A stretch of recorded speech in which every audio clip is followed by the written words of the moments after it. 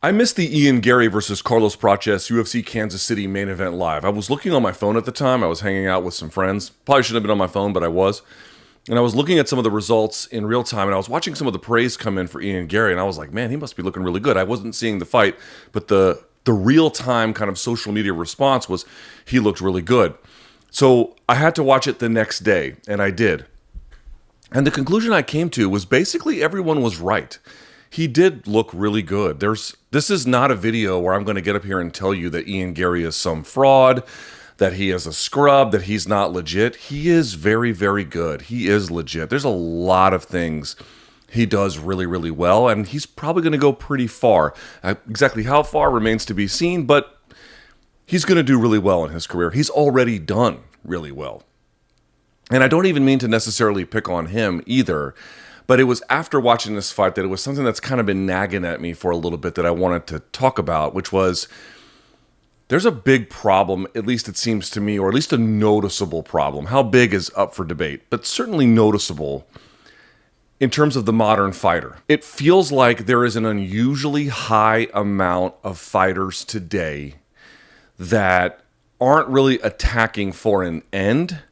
They're just trying to essentially out-labor, disrupt rhythm, win these tiny, tiny little exchanges to, in certain cases, stall out, in certain cases, touch and go.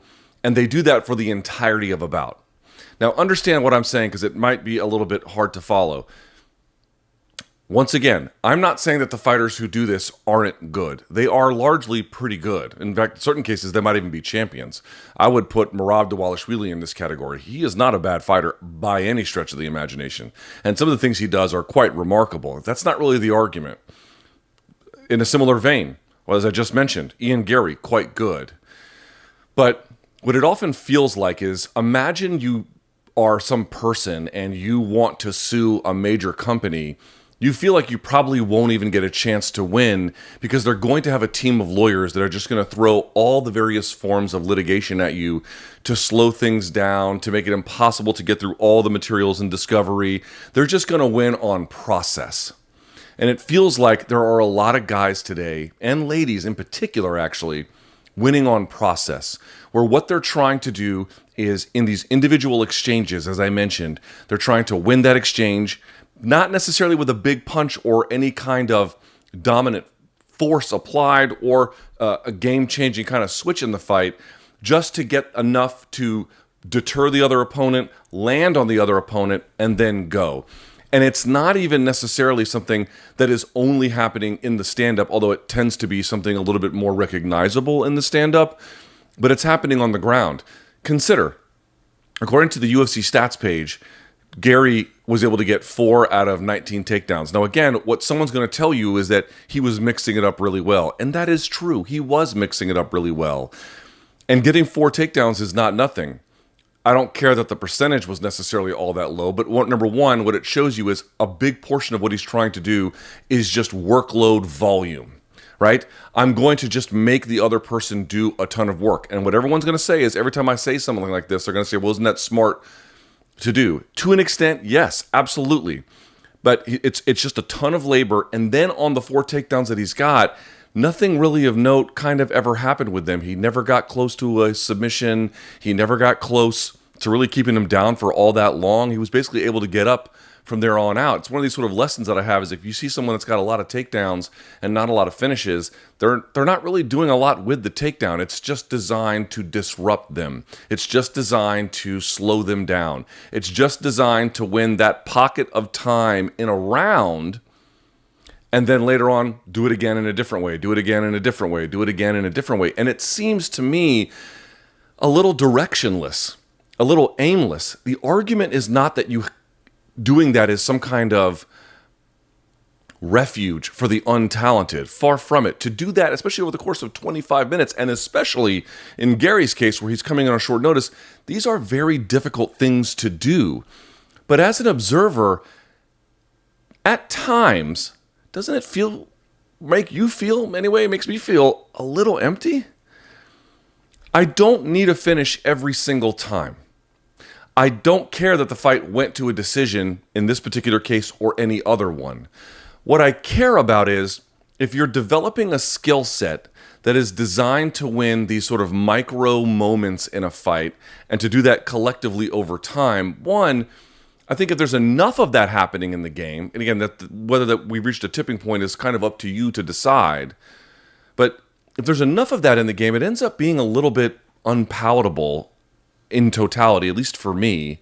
And more to the point, part of what kind of separates MMA from other combat sports is its capacity, anyway, for diversity. Its capacity for electric moments. Its capacity for this like shocking change in the course of a fight, because you have so many weapons at your disposal. A guy like Garry in that fight against Protes, he was able to show a ton of well-rounded skills, great footwork, great range management, good shot selection in certain points. Like, he was really doing a lot of things kind of well, but it just never ever felt like the only thing that was ever deterring Protes was the fact that he had to kind of reset and go back again. He was only hurt once, kind of really, in that third round, and not necessarily a whole lot else. This is a guy who smokes half a pack or more a day, and it didn't seem like he was very deterred necessarily.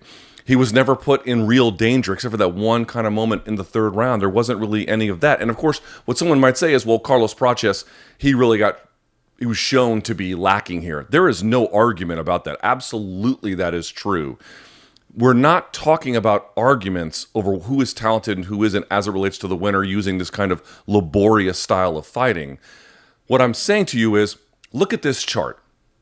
This chart is a demonstration, a 10-year demonstration essentially, over finishes across weight classes in the Ultimate Fighting Championship. And what you can see is, not in every weight class, not all the time, but in general, finishes are way down. Now, part of that is, of course, fighters are just getting a lot better. It is harder to beat someone, especially someone like Garry, who's got great footwork, great defense.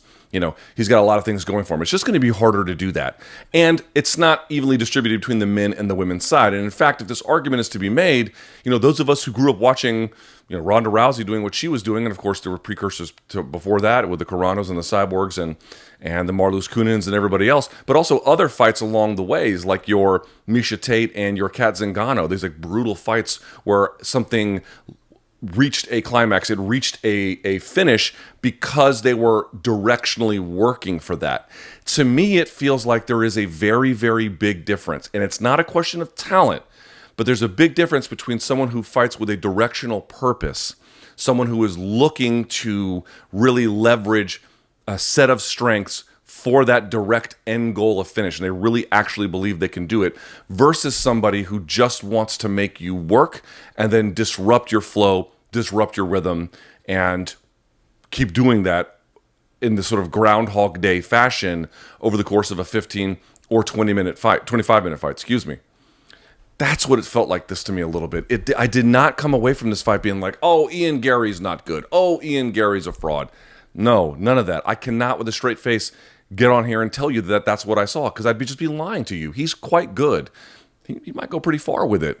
One of the things that's really kind of bothered me about Garry's development to this point is he does so many of these other things really well, but it's like the guys who are really, really good at this, and the ladies too, the ones who are good at managing around, managing these exchanges, touch and go, circle out, touch and go, defend the takedown, touch and go, score a takedown, it doesn't do much, get up, and then do it all over again. The ones who can do that, they have a notable, typically speaking, a noteworthy, anyway, lack of ability when it comes to the finishing. And it seems to me like maybe more attention could be paid to developing those skills. It would allow you to keep the same game plan for at least large stretches of a fight, but it would actually potentially, anyway, result in shorter fights if they can actually develop those skills in the gym. I think it's more palatable to the audience. I think it's better for the sport, and I honestly think it's better for developing star power. Star power can be developed absolutely when you're a decision machine. It can happen. It just takes a lot longer, and a couple of things have to go your way for you to cross that threshold. And I just don't feel like we're there with a lot of guys who could be there. Garry is just 27 years old. He's got time, as good as he is, to get a lot better. This is something we've highlighted before. You can look at the MVP fight. Look at his finishing mechanics, both on that when he sat for the Ashigarami and when he tried to get the back of MVP. He got, a little bit lucky with the fact that he didn't get bucked off. But he had position on MVP. He had his back early in that fight, and he couldn't really do it with the finishing mechanics. You go back to the Shavkat Rakhmonov fight, where he finishes the fight on his back, and he can't really get it. And it's like, as good as he's doing, he could be much further along, already fighting for a title, if some of these finishing qualities were a bigger part of his training development. And it seems to me the game has kind of been hacked a little bit. As I mentioned, we can work on winning these little micro exchanges, these little moments. And if we can just stay out of trouble by doing that, we can win a bout. And you can even do really well, maybe even win a title doing it. It's not a question of like, are you good or bad? But is this what we really prefer to watch? I like watching what he did. I didn't love it. Is this what we prefer? We prefer that to a Habib who had decisions in his time too, but at a bare minimum had lights out takedown ability, and then not just ground and pound or subs. He would make you pick your poison between them.